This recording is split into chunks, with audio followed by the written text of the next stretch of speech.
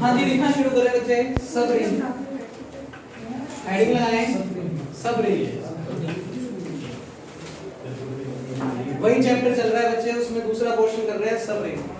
तो लिखें let R be a ring, let R be a ring and S be a non void subset. Sir next chapter start हो गया बच्चे वही chapter है, उसमें सब रिंग नाम का दूसरा पोर्शन है। S be a non void subset of R if S itself a ring, if S itself a ring, then S is called subring of R. S is called subring of R. या इसकी second definition लिखे हैं और लगाकर, let R be a ring and S be a non-void subset of R,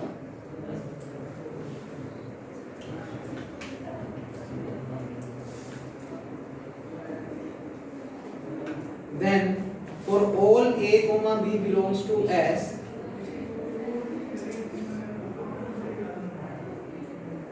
A minus B belongs to S and A into B belongs to S.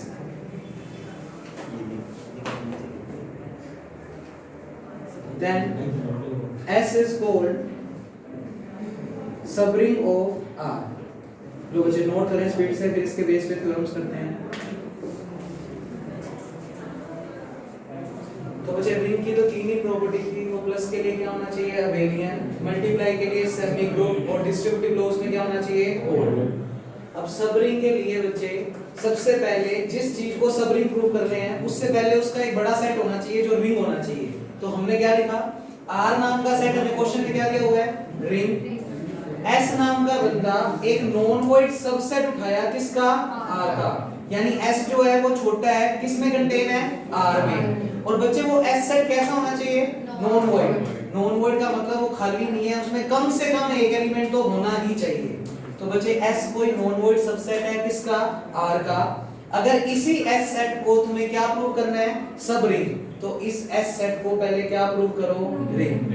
अब देखो वैसे तो रिंग में भी अगर वही काम करते रहेंगे जो सब रिंग में किया है, जो सब रिंग में भी अगर वही काम करें जो रिंग में किया है, तो फिर क्या फायदा। रिंग में कितनी प्रॉपर्टी प्रूव की थी हमने, तीन। प्लस के लिए अबेलियन, मल्टीप्लाई के लिए सेमी और डिस्ट्रीब्यूटिव लॉ ओड। वो क्या कहता, किसी S सेट को अगर सब रिंग प्रूव करना है तो उस S को भी क्या प्रूव कर दो, रिंग प्रूव कर दो। अब बच्चे ये तो बड़ा काम हो गया भाई, जिस चीज को सब रिंग प्रूव करना है उसको भी क्या प्रूव करें, रिंग। अगर वो रिंग बनाएगा तो जाकर वो क्या कहलाएगा, सब रिंग। तो फिर इसकी अल्टरनेट डेफिनेशन हम यूज में करेंगे। वो अल्टरनेट डेफिनेशन क्या है कि R नाम का बंदा क्या है, रिंग। S नाम का बंदा क्या है, नॉन वॉइड सबसेट। अगर जिस भी चीज को सब रिंग प्रूव करना है उससे हमेशा कितने एलिमेंट्स मांग लोगे, दो। हमें किस चीज को सब रिंग प्रूव करना है, S को, तो आप S से रैंडमली दो एलिमेंट मांग लोगे। बच्चे इसके आगे साइन क्या लगाया हुआ है, यानी मैं बात पूरे सेट की कर रहा हूं पर रैंडमली उससे एलिमेंट किस नाम के बुला रहा हूं, A और B। और बच्चे अगर उन दो एलिमेंट्स के बीच में ये दो प्रॉपर्टी सेटिस्फाई कर दो, कौन कौन सी, A माइनस B भी किस में बिठा दो, S में, और A इंटू B भी किस में बिठा दो, S में। अगर ये दो प्रॉपर्टी तुमने S में सेटिस्फाई कर दी तो बच्चे वो S क्या कहलाएगा, फिर सबरिंग। तो मैं सबरिंग में ये वाली डेफिनेशन यूज ना कर ये छोटा काम करेंगे बच्चे। वो क्या, जिस भी चीज को सबरिंग प्रूव करना है उससे कितने एलिमेंट मांगोगे, दो। और उसमें ये दोनों टाइप के एलिमेंट अगर कंटेन करवा पाए तो बच्चे वो S सेट क्या हो जाएगा, सबरिंग। वो दो टाइप के एलिमेंट कौन कौन से कंटेन करवाने हैं, एक तो A माइनस B और एक A B। अगर ये दोनों एलिमेंट S में कंटेन कर गए तो S खुद क्या हो जाएगा, सब रिंग। तो उसको रिंग ना प्रूव करके हम ये अल्टरनेट डेफिनेशन यूज करेंगे। और मैं इसका भी वेरिफिकेशन कराऊंगा कि अगर S नाम का बंदा सब रिंग है तो फिर ये दोनों प्रॉपर्टी क्या होगी उसमें सेटिस्फाई। और अगर ये दो प्रॉपर्टी है तो हम इसको क्या प्रूव करेंगे, सब रिंग। पर डेफिनेशन दोनों पता होनी चाहिए। जब मैं थ्योरम करवाऊंगा तो उसमें इस चीज का भी यूज करूंगा कि अगर कोई चीज सब रिंग है तो पक्की बात है वो रिंग की सारी प्रॉपर्टी को क्या कर रही है, सेटिस्फाई। तो बच्चे आज की पहली थ्योरम लिखें, मिटो रहा हूं मैं इसको, मिटो दूंगा जी। लिखे बच्चे, इंटरसेक्शन ऑफ टू सब ring, intersection of two subring is always a subring, is always a subring। वो कह रहा है कि अगर आपके पास कोई दो सबरिंग है तो उनका इंटरसेक्शन भी क्या प्रूव करो बच्चे, सबरिंग। वापस सुने, इस स्टेटमेंट में क्या कह रहा है कि आपको दो सबरिंग लेकर चलनी है और उनके इंटरसेक्शन को भी क्या प्रूव करना है, सबरिंग। बच्चे कोई चीज सबरिंग कब बनती है, जब वो दो प्रॉपर्टी को क्या करती है, सेटिस्फाई। कौन कौन सी, a माइनस बी और a इंटू बी। और अभी अभी बताया है जिस चीज को सबरिंग प्रूव करना है उससे कितने एलिमेंट मांगने हैं, दो। जिस चीज को सबरिंग प्रूव करना है उससे कितने एलिमेंट मांगने हैं, दो। इस बार सबरिंग किसको प्रूव करना है, इंटरसेक्शन। मान लो दो सबरिंग में एक का नाम S1 है और एक का नाम S2। मुझे प्रूव करना है S1 इंटरसेक्शन S2 भी क्या होगा, सबरिंग। बच्चे अगर इसको सबरिंग प्रूव करना है तो इससे कितने एलिमेंट मांगने हैं, दो। बस जो बच्चा इन चीजों को मांगना सीख गया उनके लिए इस थ्योरम में कुछ भी नहीं। वापस सुने बच्चे, इस सेट को क्या प्रूव करना है, सबरिंग। तो बस इससे क्या मांगने हैं, दो एलिमेंट। इससे दो एलिमेंट कौन कौन से मांग लेंगे, A और B। अब बच्चे कोई A और B एलिमेंट इसके इंटरसेक्शन में मांगे हैं तो इंटरसेक्शन की खासियत, जो चीज सभी के पास होती है वो इंटरसेक्शन में होती है। तो अगर आपने इससे कोई दो एलिमेंट A और B मांगे हैं तो पक्की बात है A और B किस में भी होगा, S1, और A और B किस में भी होगा, S2। तभी तो वो किस में गया है, इंटरसेक्शन। थोड़ा सा इंटरसेक्शन और यूनियन के बारे में सुन लो। मान लो A में एलिमेंट है 1 2 3 और बच्चे B में एलिमेंट है आपके पास 2 3 4 5। अगर मैं आपसे पूछूं A इंटरसेक्शन B क्या होगा, तो बच्चे A इंटरसेक्शन B का मतलब जो चीज कॉमन हो। बच्चे कॉमन कौन कौन है इसमें, 2 और 3। तो A इंटरसेक्शन B में तो क्या आएगा, 2 3। और अगर मैं बात करूं A यूनियन B, तो बच्चे A यूनियन B में सारे एलिमेंट, तो बच्चे सारे एलिमेंट में कौन कौन आ जाएगा, 1 2 3 4 5। जो एलिमेंट रिपीट हो रहे हैं उनको एक ही बार लिखेंगे, क्योंकि सेट में कभी भी रिपीटेड एलिमेंट्स को दो या तीन बार नहीं लिखते। चाहे वो 4 बार रिपीट हो रहा हो तो भी उसको कितनी बार लिखोगे, एक बार। अब यहीं से समझ लो ये बात बच्चे, अगर 2 3 यानी A B अगर मैं इसमें से मांग कर चलाऊं तो पक्की बात है वो A B इसके पास भी है और वो A B इसके पास भी है। दिख भी रहा है 2 3 A के पास भी है और 2 3 B के पास। तो इस बात का मैं यूज करूंगा। नंबर दूसरी बात, सबरिंग के लिए तो मुझे ये दो प्रॉपर्टी प्रूव करनी है, पर जिस चीज को सबरिंग प्रूव करना है सबसे पहले वो सेट कैसा होना चाहिए, नॉन वॉइड। तो मैं ये दो प्रॉपर्टी प्रूव करने से पहले क्या काम करूंगा, इस सेट को क्या प्रूव करूंगा, नॉन वॉइड। अब बच्चे इसको नॉन वॉइड कैसे करूंगा, उसके लिए एक छोटा सा रीजन, हमें दो चीजें क्या दी हुई है, सबरिंग। तो S1 भी सबरिंग है और S2 भी क्या है, सबरिंग। अगर S1 सबरिंग है तो उसकी basic definition itself a ring. अगर S1 सबरिंग है तो वो पक्की बात है रिंग भी, और अगर वो रिंग है तो प्लस के लिए अबेलियन। अगर प्लस के लिए अबेलियन तो आइडेंटिटी लॉस में सेटिस्फाई होगा, और प्लस के रिस्पेक्ट में आइडेंटिटी एलिमेंट 0। तो बच्चे 0 नाम का बंदा तो S1 के पास होगा ही होगा, क्योंकि S1 हम क्या लेकर चले हैं, सबरिंग। और सबरिंग की मेन डेफिनेशन मैंने तुम्हें पहले लिखवाई है कि वो चीज खुद क्या होगी, रिंग। अगर S1 रिंग है तो पक्की बात है वो प्लस के लिए क्या होगा, अबेलियन। तो 0 नाम का बंदा तो S1 के पास होगा ही होगा। ऐसे S2 भी क्या, सबरिंग, तो इटसेल्फ रिंग। तो प्लस के लिए अबेलियन, तो 0 नाम का बंदा किसके पास भी होगा, S2। अब जो चीज S1 के पास भी है, जो चीज S2 के पास भी है, क्या वो इंटरसेक्शन में भी होगी। तो 0 नाम का बंदा तुमने किसमें बिठा दिया, S1 इंटरसेक्शन S2। यानी S1 इंटरसेक्शन S2 में कम से कम 0 तो है ही। इसका मतलब वो सेट खाली नहीं है। तो पहले हम हर चीज जब भी सबरिंग प्रूव करेंगे तो उससे पहले उस सेट को क्या प्रूव करेंगे, नॉन वॉइड, जब भी थ्योरम्स करेंगे। तो बच्चे लिखें इसके वेरिफिकेशन में, फटाफट से लिख देते हैं, बड़ी सिंपल सी थ्योरम है। Prove let R be a ring. बच्चे बातें बिल्कुल बंद कर दो। Let R be a ring, let S1 and S2 are two subring, ये हम सबरिंग लेकर चले हैं, are two subring of R to prove intersection of two subring, intersection of two subring is again a subring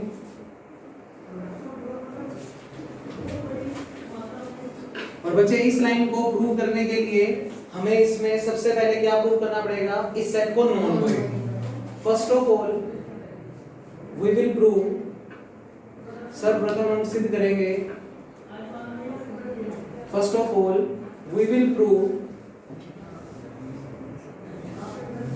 S1 intersection S2 be a non void subset. तो theorem में जब भी सब रिंग प्रूव करूंगा तो उससे पहले उसको नॉन वॉइड सबसेट प्रूव करूंगा कि ये खाली नहीं है, इसमें कम से कम एक एलिमेंट जरूर है। तो उसके रीजन क्या लिखा, सिंस S1 इज अ सब रिंग, क्योंकि S1 तो क्वेश्चन में गिवन है, वो सब रिंग है। और सब रिंग की मेन डेफिनेशन तो हमेशा याद रखोगे, itself a ring. So S1 itself a ring. और अगर वो खुद रिंग है तो बच्चे वो प्लस के लिए क्या है, अबेलियन। सो S1 प्लस के लिए पक्की बात है अबेलियन होगा। और अगर अबेलियन होगा तो इसमें आइडेंटिटी एलिमेंट होगा ही होगा प्लस के रिस्पेक्ट में, और प्लस के रिस्पेक्ट में आइडेंटिटी एलिमेंट क्या होता है, जीरो। तो जीरो नाम का बंदा तो S1 के पास होगा ही होगा, इक्वेशन नंबर 1। और साइड में लिख देंगे बाय आइडेंटिटी एलिमेंट या बाय आइडेंटिटी लो। जीरो नाम का बंदा तो S1 के पास होगा ही होगा। सिमिलरली S2 भी क्या है बच्चे, सब रिंग। और अगर S2 भी सब रिंग है तो इटसेल्फ अ रिंग। तो डायरेक्ट लिख देते हैं, सो S2 इटसेल्फ अ रिंग। तो जीरो नाम का एलिमेंट S2 के पास भी होगा ही होगा, इक्वेशन नंबर 2 बाय आइडेंटिटी लो। बड़े तरीके से बच्चे हमने S1 और S2 के अंदर किसको बिठाया, जीरो। अब इक्वेशन 1 और 2 को ध्यान से देखें तो जीरो S1 के पास भी और S2 के पास, तो इनके इंटरसेक्शन में भी होगा। तो बाय 1 एंड 2 जीरो नाम का एलिमेंट पक्की बात है कंटेन करेगा S1 इंटरसेक्शन S2, क्योंकि जो चीज दोनों के पास वो उनके इंटरसेक्शन यानी कॉमन में भी होगी ही होगी। सो S1 intersection S2 is a non-void subset। तो पहला आर्टिकल तो हमने काम कर दिया कंप्लीट। हमने इन दोनों के इंटरसेक्शन से जो एक सेट बनाया है उसको क्या प्रूव कर दिया, non void. Now we will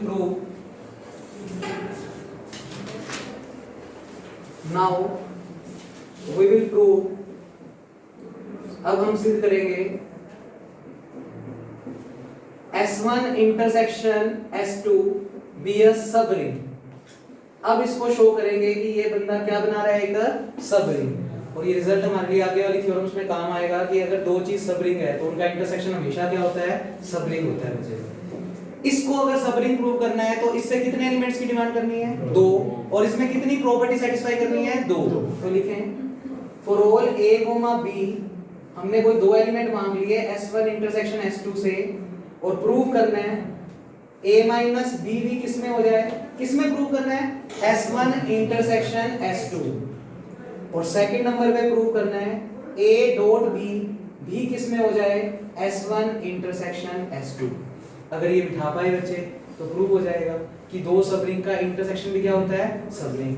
बड़ा सिंपल सा काम बच्चे, अगर तुम्हें मांगना याद रह गया तो थ्योरम भी हो गई बस। आपने किससे मांगने हैं, दो एलिमेंट जिसको सब रिंग प्रूव कर रहे हैं। किसको सब रिंग प्रूव कर रहे हैं, S1 इंटरसेक्शन S2। तो उससे कितने एलिमेंट मांग लिए, 2। बस यहीं से थ्योरम स्टार्ट हो गया।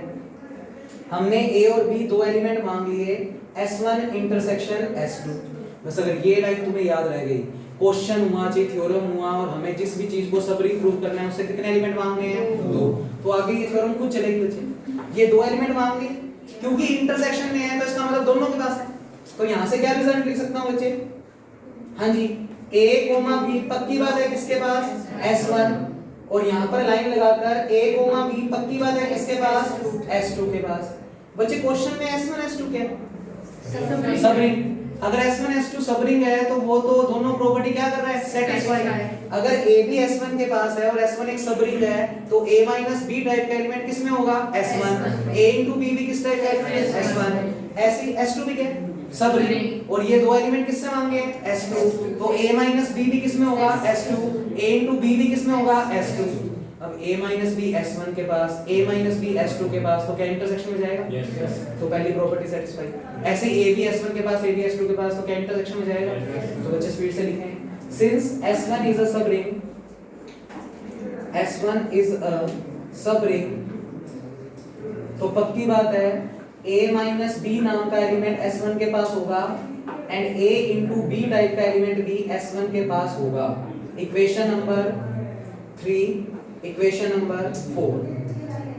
Since S2 is also a subring, और अगर ये बंदा भी सबरिंग है तो पक्की बात है इसके पास भी a माइनस बी S2 में होगा और a इंटू बी S2 में होगा। Equation number 5, equation number 6। From equation 3 and 5, from equation 3 and 5 कह सकते हो a माइनस बी टाइप का एलिमेंट किस में चला गया? S1 इंटरसेक्शन S2, और from 4 and 6 a into b भी किस में चला गया? S1 intersection S2। और बच्चे अगर तुमने S1 इंटरसेक्शन S2 में ये दोनों प्रॉपर्टी कंकेट करवा दी तो बच्चे ये बंदा क्या प्रूव हो गया? सबरिंग। तो नीचे लिखते हैं, so intersection of two subring, intersection of two subring is always a subring।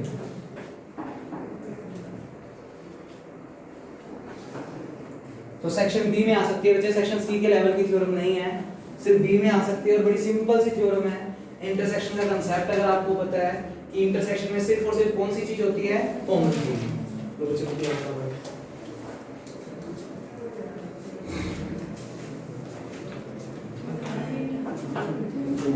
बच्चे एग्जांपल नंबर 2 करते हैं परफॉर्म। वीडियो तो बच्चे यहां से 3-4 रहे हैं।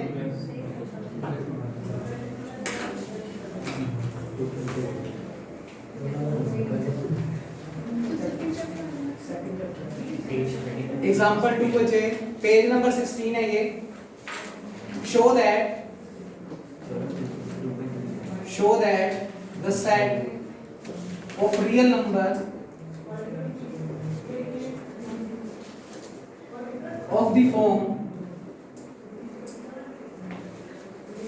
m plus n root 2 where m comma n belongs to z with ordinary। बच्चे दोनों एग्जांपल इंपॉर्टेंट है, एग्जांपल नंबर 2 और 3। सेक्शन बी में 4 मार्क्स के लिए क्वेश्चन आ सकते हैं बच्चे दोनों। Addition and multiplication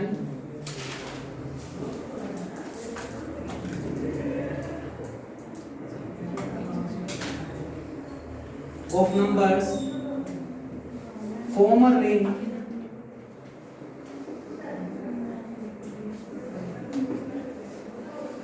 is it a field?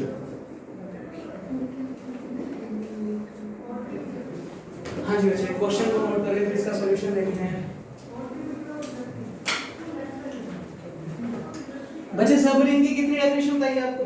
2। बच्चे पहली डेफिनेशन क्या थी कि अगर कोई चीज सब रिंग है तो इटसेल्फ रिंग। तो क्योंकि सब रिंग के बारे में जान चुके हैं, देखो वैसे ही एग्जांपल रिंग वाले चैप्टर में दे रखा है, मतलब सब रिंग में नहीं दे रखा, पर अब हम कर सकते हैं, हम अवॉइड कर सकते हैं क्योंकि रिंग में तो कितनी प्रॉपर्टी करनी पड़ती है बच्चे? 3।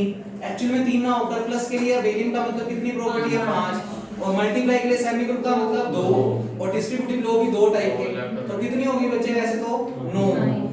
एक तो 9 प्रॉपर्टी प्रूव करनी और एक सिर्फ 2 प्रॉपर्टी प्रूव करनी। बच्चे 2 प्रॉपर्टी कौन कौन सी? a माइनस b और a इनटू b। अगर उस टाइप का बंदा हम किसी भी सेट में बिठा दें तो वो सेट क्या प्रूव हो जाएगा? सब रिंग। अगर वो चीज सब रिंग प्रूव हो गई तो सब रिंग जैसे ही कोई चीज हो जाती है तो इटसेल्फ अ रिंग। तो बच्चे अब हम क्योंकि जान चुके हैं सब रिंग के बारे में, पेपर में मत कर क्या ना, जो क्वेश्चन जो 2 पहले रिंग से करवाए हैं वो तो रिंग से ही कर आओगे, क्योंकि कोई रिंग हर बार सब रिंग हो ये जरूरी नहीं है। कोई चीज सब रिंग है तो पक्की बात है वो रिंग की सारी प्रॉपर्टी क्या कर रही है? सेटिस्फाई। पर कोई चीज रिंग है और वो सब रिंग बने ये जरूरी नहीं है। तो आप किसी भी क्वेश्चन में अगर सब रिंग वाली दोनों प्रॉपर्टी सेटिस्फाई कर पाए फिर पक्की बात है वो हमेशा रिंग बनाएगा ही बनाएगा। क्वेश्चन को सुनिए क्या कह रहा है।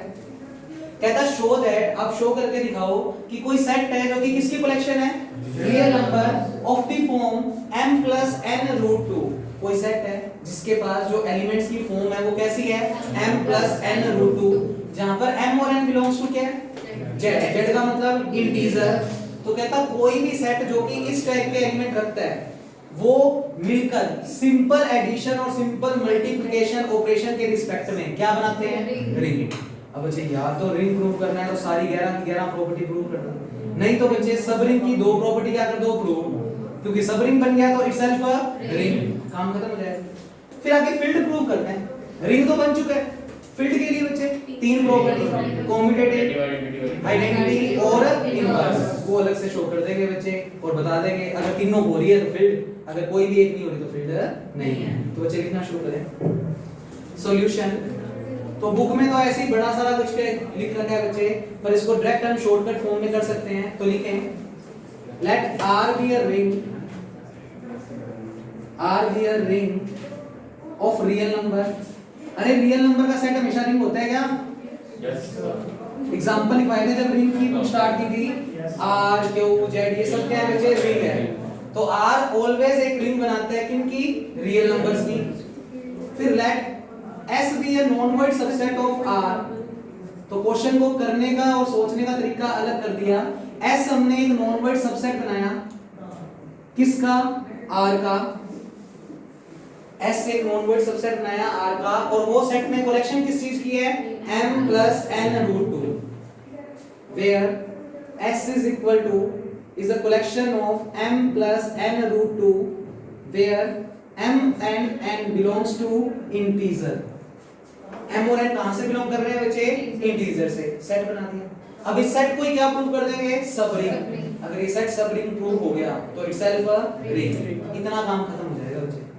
तो लिखेंगे टू प्रूव, अच्छा ऑपरेशंस क्या दिए हुए हैं, सिंपल एडिशन और सिंपल मल्टीप्लिकेशन।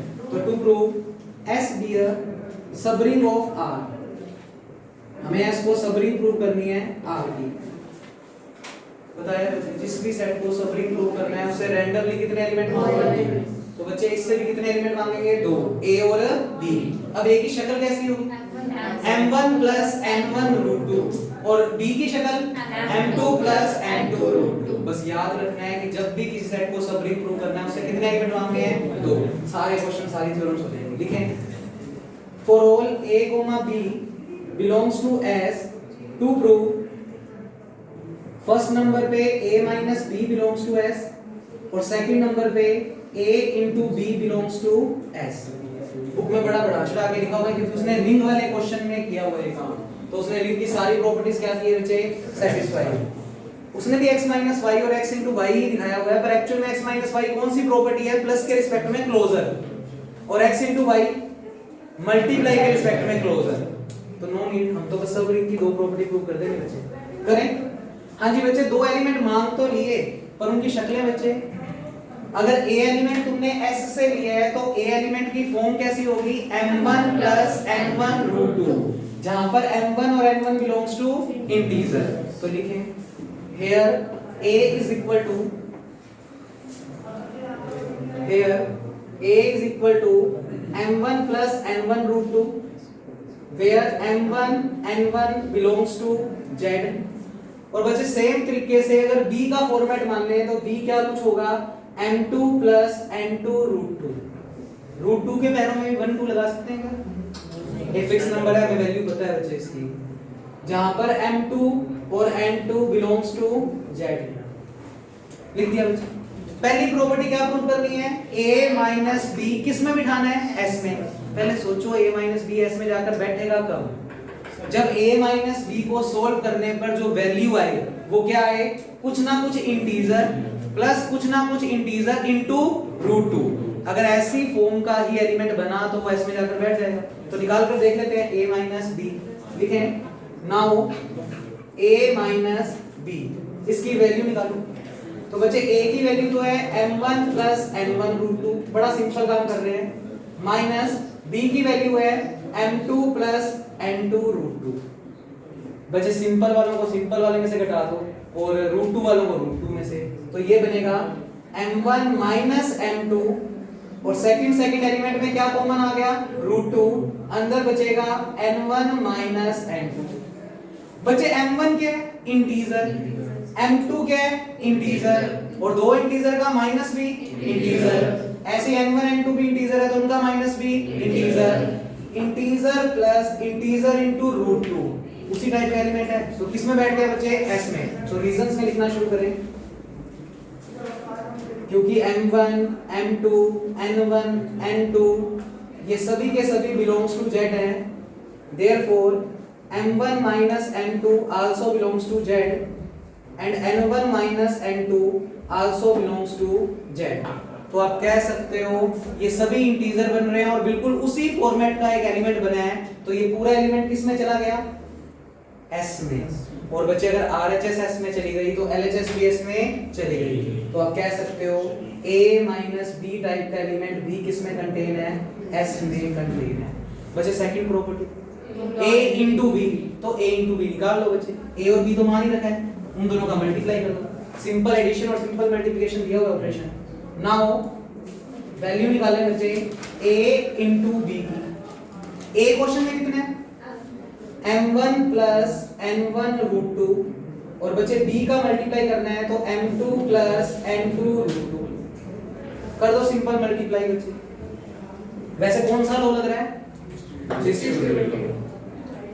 कर दो। वैसे ये तो सिंपल नंबर्स हैं इसलिए आप डायरेक्ट मल्टीप्लाई कर सकते हैं, कर दे बच्चे। m1 का किससे मल्टीप्लाई, m2, तो m1 m2, अगला बोलो m1 n2 √2, n1 √2 m2, और बच्चे क्रम में n1 n2 और √2 into √2 2।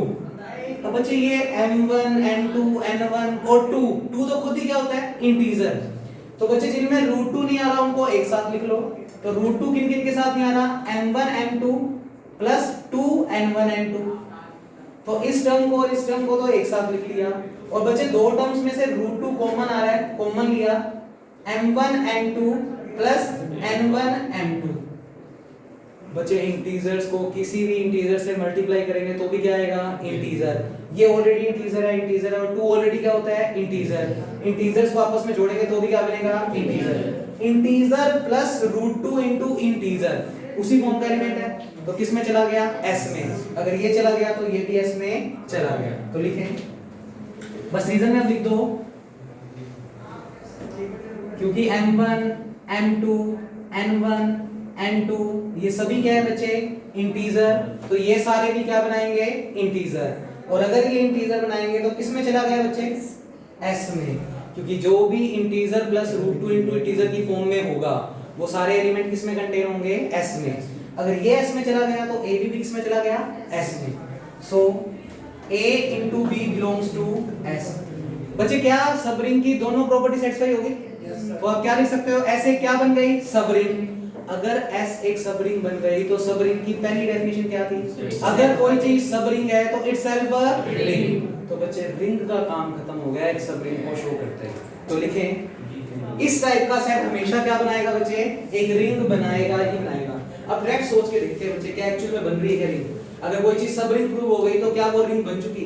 बच्चे रिंग प्लस के लिए क्या होना चाहिए, अबेलियन। प्लस के लिए बेरिंग का मतलब पहले प्लस के सेट में क्लोजर प्रॉपर्टी क्या होनी चाहिए, सेटिस्फाई। ये a माइनस b क्लोजर ही नहीं बनती क्या, ध्यान से सोचो बच्चे। b का इन्वर्स क्या हो गया, माइनस b। और a में अगर तुमने माइनस b एलिमेंट को जोड़ दिया और वो जोड़ने के बाद एलिमेंट किस में बैठ गया, s में। तो रैंडमली तुमने s से जो दो एलिमेंट मांगे हैं उनका सम भी किस में बिठा दिया, s में। तो क्लोजर प्रॉपर्टी क्या होगी, सेटिस्फाई। अच्छा इंटीजर हुआ या रियल नंबर हुआ, ये हमेशा ही एसोसिएटिव होते हैं प्लस के रिस्पेक्ट में। प्लस के रिस्पेक्ट में हमेशा क्या होते हैं, कम्यूटेटिव। तो बच्चे कितनी प्रॉपर्टी हो गई, 3। अब कौन कौन सी करनी है, आइडेंटिटी और इनवर्स। बच्चे सोचो अगर मैं m और n को 0 0 ले लूं, क्या m और n बिलोंग्स टू z है और z का मतलब इंटीजर, और इंटीजर में 0 आता है क्या, तो मैंने अगर m और n को 0 0 सोच लिया तो 0 + 0 √2 0। और प्लस के रिस्पेक्ट में आइडेंटिटी एलिमेंट क्या होता है, 0। तो क्या तुम्हें 0 इस सेट में दिख रहा है, बिल्कुल दिख रहा है। अगर हम m और n को क्या मान लें, 0, इसका मतलब आइडेंटिटी एलिमेंट भी इसमें एग्जिस्ट कर रहा है। अब इनवर्स की बात करते हैं बच्चे। प्लस के रिस्पेक्ट में a एलिमेंट का इनवर्स क्या होता है, -a। तो इसका इनवर्स कैसा दिखेगा, -m - n √2। जब इसमें मैं उस टाइप का एलिमेंट जोड़ूंगा तो जोड़ जोड़ाकर वो क्या बनाएगा, जीरो। तो इसका मतलब हर एलिमेंट का इनवर्स भी एग्जिस्ट करता है। बस सोचना ये है कि m का जो माइनस m दिया है क्या वो भी एक इंटीजर होगा, बिल्कुल होगा। अगर 2 एक इंटीजर है तो -2 भी क्या होगा, इंटीजर। तो बच्चे एक इनवर्स भी एग्जिस्ट कर रहा है। कॉम्यूटेटिव और एसोसिएटिविटी पहले ही कर चुके हैं। तो प्लस के लिए क्या बन गया, अबेलियन। सेकंड मल्टीप्लाई के लिए क्या प्रूव करना है, सेमी। अरे ये ab वाली तो सेमी ग्रुप की क्लोजर प्रॉपर्टी है। और मैट्रिक्स मल्टीप्लिकेशन इंटीजर मल्टीप्लिकेशन के रिस्पेक्ट में हमेशा क्या होता है, एसोसिएटिव। और डिस्ट्रीब्यूटिव लो बच्चे इंटीजर्स पे अगर अपने डिस्ट्रीब्यूटिव लो की बात करें तो a डॉट b प्लस ही होता है, यानी प्लस हो रहा है और फिर उसका किससे मल्टीप्लाई हो रहा है, इंटीजर ही है ना सारे। और इंटीजर एडिशन कर दो, मल्टीप्लाई कर दो तो भी क्या बनाएंगे, एक इंटीजर। तो लेफ्ट हैंड साइड हमेशा ही किसके इक्वल आएगी, इस केस में राइट हैंड साइड। तो इसलिए इतना सारा काम करने की जरूरत ही नहीं है, हमने उसको क्या प्रूव कर दिया, सब रिंग। उसके बाद लिखो if S is a subring, मिटो दो बच्चों ऊपर से 3 लाइनें। if S is a subring, since S is a subring of R, so S itself a ring। बच्चे इसका मतलब हमने क्या प्रूव किया कि अगर कोई भी set m plus n root 2 वाले एलिमेंट लेकर बैठा है तो वो हमेशा एक रिंग बनाएगा सिंपल प्लस और मल्टीप्लाई के रिस्पेक्ट में। बच्चे इतना काम हो गया। अब सेकंड नंबर पे क्या प्रूव करना है, फील्ड। बच्चे फील्ड में कितनी प्रॉपर्टी करनी है, 3। पहले कॉम्यूटेटिव। बच्चे इंटीजर का सेट हमेशा मल्टीप्लाई के रिस्पेक्ट में क्या होता है, कॉम्यूटेटिव। तो एक स्टेटमेंट लिख देते हैं, फटाफट से कर दो, इनवर्स निकाल देते हैं जल्दी से। To prove S be a field or not, S be a field or not, first commutative।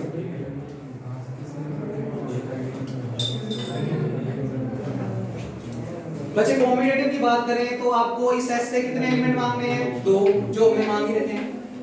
For all सीधा लिख दो, 4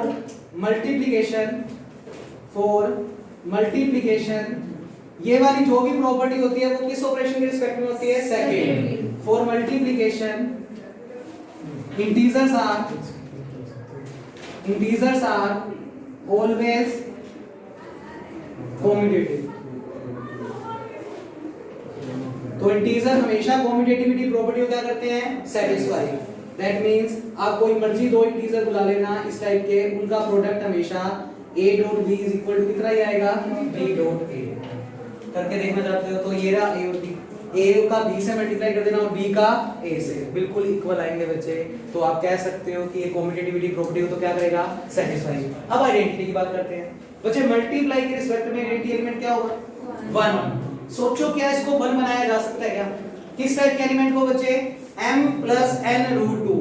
m और n की ऐसे इंटीजर रखो जिसको रखने से ये 1 बना दे, और बन रहा है बच्चे। m1 को तो कितना रख दो, 1, और n1 को कितना रख दो, 0। क्या ये और ये इंटीजर है क्या, रूट 2 तो रख नहीं सकते।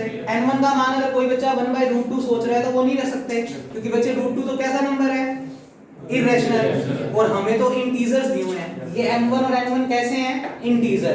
बिल्कुल बच्चे, अगर m1 को मैं 1 रख दूं और n1 को 0 रख दूं तो बच्चे 1 और 0 इंटीजर होते हैं। 1 प्लस 0 रूट 2 1। इसका मतलब हमें इसमें आइडेंटिटी एलिमेंट दिख रहा है तो सीधा लाइन लिखेंगे, for multiplication operation, for multiplication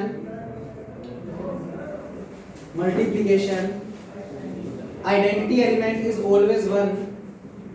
identity element is always 1, और यहां पर 1 बनाकर दिखा दो। If m is equal to 1 and n is equal to 0, then 1 plus 0 root 2 belongs to S, so identity element exists. So identity element exists. बच्चे field में 3 करनी होती है, 3 में से 2 तो कर दिए हमने, कॉम्यूटेटिव और आइडेंटिटी। लास्ट क्या निकालनी है, इनवर्स। इनवर्स सिर्फ उन्हीं का निकाल सकते हैं जो एलिमेंट 0 के बराबर नहीं होंगे। तो मान लिया जो a एलिमेंट हमने माना है वो 0 के इक्वल नहीं है, और उसका इनवर्स निकाल कर देख लेते हैं। अगर उसका इनवर्स एग्जिस्ट करता होगा तो फिर इनवर्स प्रॉपर्टी सेटिस्फाई, अगर नहीं कर रहा तो फिर कह देंगे फील्ड नहीं बनेगा, क्योंकि इसमें इनवर्स प्रॉपर्टी सेटिस्फाई नहीं होगी। देख लेते हैं बच्चे। थर्ड पे लिखें इनवर्स प्रॉपर्टी। आज घर पे होमवर्क हो गया बच्चे, एक एग्जांपल नंबर 3 बिल्कुल सेम ही तुम्हें बुक से भी देखना, तुम्हें उसको क्या प्रूव करना है, सब रिंग, और उसके बाद आगे वो फील्ड भी पूछ रहे हैं उसमें भी, तो वो भी सेम तरीके से जो मैंने किया है बच्चे। इनवर्स प्रॉपर्टी बच्चे, हमने सबसे पहले a नाम का एलिमेंट मांगा s से, जो कि कैसा मान लिया, non zero, m plus n root 2 such that a not equal to 0। और बच्चे प्रूफ क्या करना है, हाँ जी प्रूफ क्या करना है, इस a एलिमेंट का इनवर्स किस में चला जाए, s में, अगर चला गया तो इनवर्स प्रॉपर्टी क्या हो जाएगी, सेटिस्फाई। मेन बात बच्चे m और n कहां से बिलोंग कर रहे हैं, z से, ये ध्यान रखना बच्चे, ये इंपॉर्टेंट है जो इसमें गिवन था हमें कि m और n कहां से बिलोंग कर रहा है, इंटीजर से। बस a इनवर्स निकाल कर देख लेते हैं बच्चे। लो बच्चे एक सेकंड बोर्ड पर देखता हूं, फिर एग्जांपल 3 घर पे हो जाएगा तुमसे। बच्चे हमें a इनवर्स की वैल्यू निकालनी है, सोचते हैं बच्चे a इनवर्स एक्चुअल में क्या होता है, 1/a। बच्चे a की वैल्यू कितनी है, m plus n root 2 रख दिया। बच्चे जब भी आयोटा आए या रूट 2 या ऐसे रैशनल नंबर हो, क्या करते हैं, रैशनलाइज। और रैशनलाइज का तरीका, जो यहाँ पर साइन होगा उसके अपोजिट साइन से ऊपर नीचे क्या कर दोगे, मल्टीप्लाई। तो बच्चे ये बनेगा m minus n root 2, और नीचे भी हमने m minus n root 2 का क्या कर दिया, मल्टीप्लाई। बोलो ये स्टेप समझे बच्चे। तो ऊपर और नीचे हमने अपोजिट साइन से क्या कर दिया, मल्टीप्लाई और डिवाइड। बच्चे नीचे a plus b, a minus b, किसका formula, a square minus b square। तो नीचे क्या बना, m square minus, बच्चे root 2 into root 2 2, n into n square, तो क्या बन गया, 2n square। थोड़ा सेपरेट किया, m upon m square minus 2n square। और बच्चे यहाँ से root 2 को तो अलग लिख दिया, और अंदर क्या बना, n upon माइनस का n upon m square minus 2n square। बोलो सेपरेट ही किया बच्चे। अब बस इतनी बात सोचनी है कि क्या ये एक इंटीजर है, कैसे हो सकता है, अगर m square minus 2n square की वैल्यू किसी केस में 0 के इक्वल ना हुई, अगर नीचे वाली चीज 0 नहीं हुई, तो रैशनल नंबर के बारे में सुना होगा तुमने, परिमेय संख्याएं क्या होती है, p upon q, where q not equal to 0। सोचो अगर मैं कह दूं कि m square minus 2n square की वैल्यू 0 के इक्वल नहीं है, मैं प्रूव भी कर देता हूं बच्चे। अगर मान लो मैं n का मान 0 ले लेता हूं, इंटीजर है ना, m और n के हैं इंटीजर, n का मान 0 ले लिया, m का मान 1 ले लिया, तो बच्चे 1 minus 0 1। ओवरऑल ये चीज 0 के बराबर नहीं बन रही। और भी कई केस बनेंगे जिसमें 0 के इक्वल नहीं होगा। अगर ये चीज 0 के इक्वल नहीं है, तो ये एक ऐसा नंबर बन सकता है रैशनल, यानी कुछ केसेस ऐसे हैं जिसमें ये रैशनल नंबर भी बना सकता है। और अगर एक आधा केस भी ऐसा ढूंढ लिया जिसमें ये रैशनल नंबर बन रहा है, तो कुल मिलाकर ये चीज इंटीजर में बिलोंग नहीं कर रही। अगर ये इंटीजर में बिलोंग नहीं कर रही, तो इसका मतलब ये जो एलिमेंट बना है वो s में कंटेन करने को तैयार नहीं है, यानी इनवर्स एग्जिस्ट नहीं कर रहा। वापस सुनो बच्चे, क्या तुम लोगों ने परिमेय संख्याएं सुनी हुई है, रैशनल नंबर किस फॉर्म के होते हैं, p/q, where q not equal to 0। सोचो अगर ये चीज 0 के इक्वल ना बनकर कुछ भी 2 या 3 बन गई, मान लो ऊपर m में तो 5 है बच्चे, 5 का स्क्वायर करो कितना हो गया 25, और n की वैल्यू कितनी आई 1। अब रखना 25 माइनस 2 कितना बना 23। बच्चे 5/23 क्या एक इंटीजर होता है क्या, नहीं होता। और हमें तो देखना है कि ये भी चीज इंटीजर बननी चाहिए और ये चीज भी क्या बननी चाहिए, इंटीजर, तब जाकर ये s का एक एलिमेंट होगा, क्योंकि s में सिर्फ वही एलिमेंट है जो m plus n root 2 form में हो, और जहां पर m और n कहां से बिलोंग करता हो, इंटीजर से। पर हमने एक केस ढूंढ दिया जिसमें इंटीजर बनने को तैयार नहीं है, एक भी केस ढूंढ दिया, तो इसका मतलब ओवरऑल इनवर्स एग्जिस्ट नहीं कर रही, तो इसका मतलब इनवर्स प्रॉपर्टी सेटिस्फाई नहीं होगी। तो लिखे इसके रीजन में, if m square minus 2n square not equal to अगर 0 हो, तो फिर बच्चे ये एलिमेंट जो है वो q में जाएगा। q का मतलब रैशनल नंबर, परिमेय संख्याएं। सर नॉट इक्वल टू 1 नहीं आएगा, क्या कह रहे हो, m square minus 2n square not equals to 1 होना चाहिए ना। क्यों, 0 हुआ तो मान लो ऊपर हुआ इंफिनिटी बन जाएगा। हाँ तो भी एग्जिस्ट नहीं करेगा। हम तो वो केस ही ढूंढ के दे रहे हैं जिसमें ये एग्जिस्ट ना करे, इनवर्स ना बैठे। 1 भी नहीं होना चाहिए। हाँ 1 भी नहीं होना चाहिए, बिल्कुल वो भी सही। सो m upon m square minus 2n square और बच्चे अगर ये एलिमेंट आपका, अरे शोर क्यों करते हैं बच्चों, अगर ये एलिमेंट किस में चला गया, क्यू में, तो कुल मिलाकर ये बंदा एक इंटीजर नहीं बना, और अगर इंटीजर नहीं बन रहा तो ये एस का एलिमेंट नहीं होगा, तो that element not belongs to S. किसकी वैल्यू थी बच्चे ये, A inverse, so A inverse does not belongs to S. और अगर किसी भी एक एलिमेंट का भी इनवर्स एग्जिस्ट नहीं कर रहा तो ओवरऑल प्रॉपर्टी सेटिस्फाई नहीं हो रही, तो लिख दो so S is not a field. अब बच्चे एग्जांपल नंबर 3 बिल्कुल सेम है, बुक से नहीं, आप तो सब रिंग की दो प्रॉपर्टी करोगे तो वो रिंग बन जाएगा, और आगे फील्ड पूछा हुआ है तो इनवर्स इस तरीके से आप फाइंड आउट कर लोगे। सुन लो क्वेश्चन कैसा है, ये m + n रूट 2 था, वो है a + आयोटा b, वो क्या किया होगा बच्चे, a + आयोटा b, वही तुम एस नाम दे दोगे बच्चे। इसको स्पेशल टाइप का सेट बोलते हैं, इसको बोलते हैं गॉसियन इंटीजर। क्या बोलते हैं, गॉसियन इंटीजर। पेपर में वो डायरेक्ट ये भी पूछ सकता है कि प्रूव करें कि गॉसियन इंटीजर का जो सेट होता है वो हमेशा एक रिंग बनाता है, वो ऑलवेज मेक अ रिंग। बस उसको रिंग प्रूव करने के लिए हम क्या प्रूव करेंगे, सब रिंग। तो हमने एस नाम का एक सेट लिया। अच्छा, गॉसियन इंटीजर क्यों बोलते हैं, क्योंकि ये एक स्पेशल टाइप के कॉम्प्लेक्स नंबर रखता है। किस टाइप के, a + आयोटा b, जहां पर a और b बिलोंग्स टू, इसमें भी इंटीजर है।